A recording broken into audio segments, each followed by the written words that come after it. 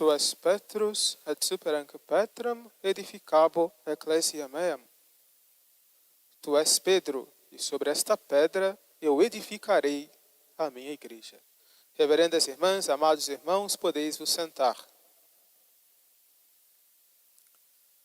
A Santa Igreja celebra no dia de hoje a festa de São Martinho I, Papa e Mártir.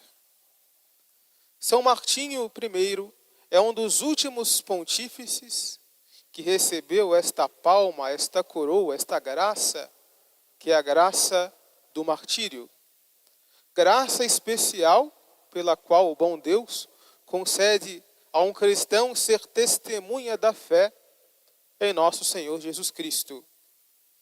Martinho nasceu em Todi, na Úmbria, portanto na região da Itália, por volta do ano 590. Filho de pais muito devotos, muito cristãos, buscou então seguir o chamado de nosso Senhor, que o chamou para junto de si para a vida eclesiástica, para a vida sacerdotal. Portanto, na sua juventude, ele foi ordenado então diácono e passou então a trabalhar a serviço do Papa São Teodoro I. Como diácono do Papa, ele foi uma pessoa de confiança deste pontífice e recebeu diversas vezes o ministério, a função de ser apocrisário do Papa, ou seja, núncio, representante do Papa em diversas ocasiões. Tendo este santo pontífice falecido por volta do ano 649, o então já sacerdote Martinho foi eleito então para a cátedra, para o trono de São Pedro. Mas naquele período a igreja estava sendo ameaçada por uma heresia que infelizmente teve muito fruto, ou melhor dizendo, perverteu muitas almas no Oriente. Era a então heresia do monotelismo. A heresia monotelista afirmava que em Jesus havia uma única vontade, que era a vontade divina. E nós sabemos pela fé que nosso Senhor, ele é verdadeiro Deus e verdadeiro homem. Portanto, há em Jesus uma vontade divina e uma vontade, por razão da união hipostática, da união da natureza divina com a natureza humana, há também em Jesus uma vontade humana. A igreja dos primeiros séculos viveu constantemente essas lutas. Com o passar dos anos surgiam novas invenções, novas mentiras a respeito de Jesus. No século IV, a igreja enfrentou, por exemplo, a heresia do arianismo, que afirmava que Jesus não era Deus, era uma simples criatura. Hoje, porém, na vida de São Martinho, nós vemos que a heresia que se tornou dominante era uma heresia contrária. Jesus é somente Deus. Portanto, a natureza divina tomou em Jesus totalmente a natureza humana.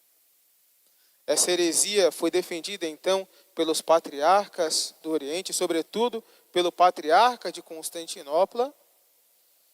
Inclusive, naquele período reinava o imperador Constante II, que também aderiu à mentira, à heresia monotelista.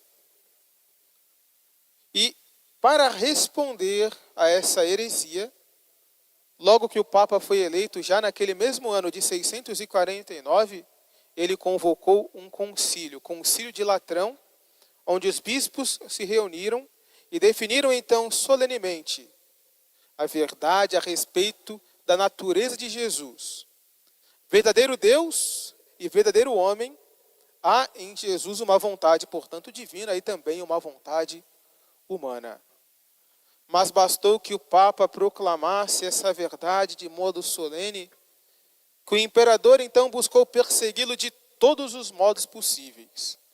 Portanto, enviou por volta do ano de 652, 653, um dos seus emissários para Roma, com a missão de levar o Papa refém para Constantinopla.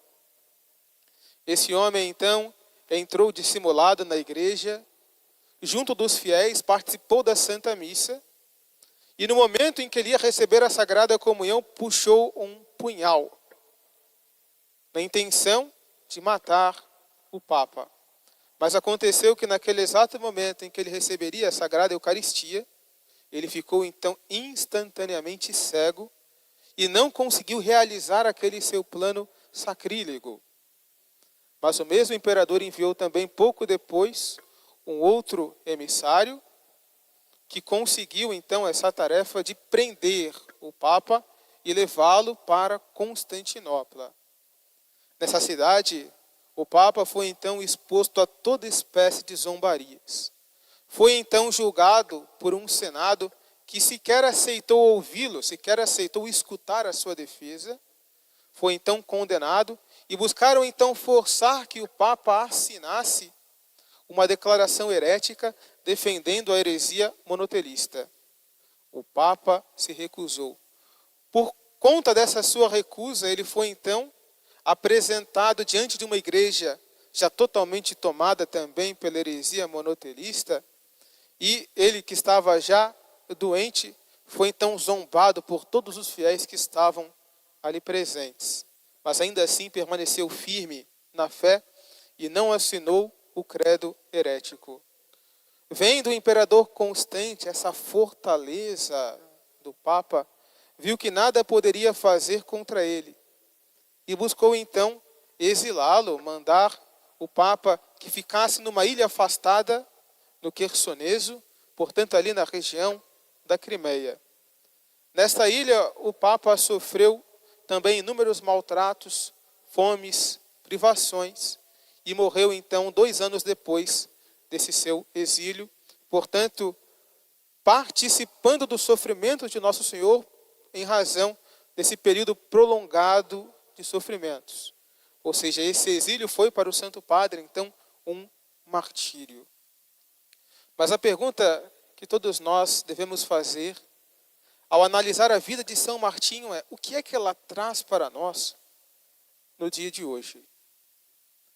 De toda essa história que nós acabamos de escutar, a grande verdade é que ser cristão, proclamar a verdade de Cristo, traz inconvenientes, traz incompreensões.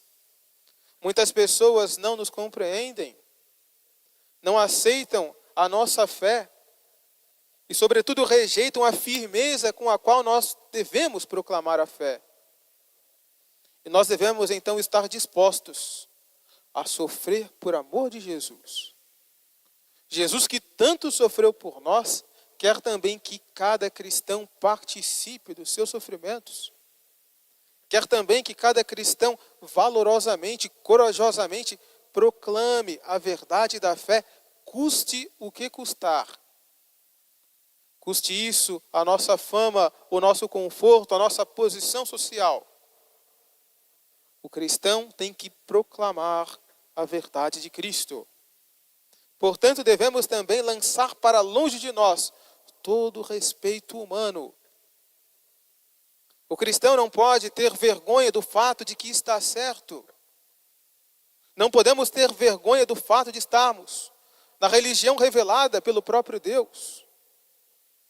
Não podemos ter vergonha do fato de que nós somos católicos e de que pertencemos à Santa Igreja fundada pelo próprio Jesus. Não, pelo contrário, nós devemos proclamar a nossa fé, o nosso amor à Igreja, até as últimas consequências, mesmo que seja necessário derramar o nosso sangue pela defesa da fé. Peçamos então no dia de hoje a nosso Senhor, peçamos também a São Martinho essa graça, a graça de sermos corajosos, defensores da fé que por graça de Deus recebemos no nosso santo batismo. Louvado seja nosso Senhor Jesus Cristo. Para sempre seja louvado. Querida Mãe, Virgem Maria, Fazei que eu salve a minha alma.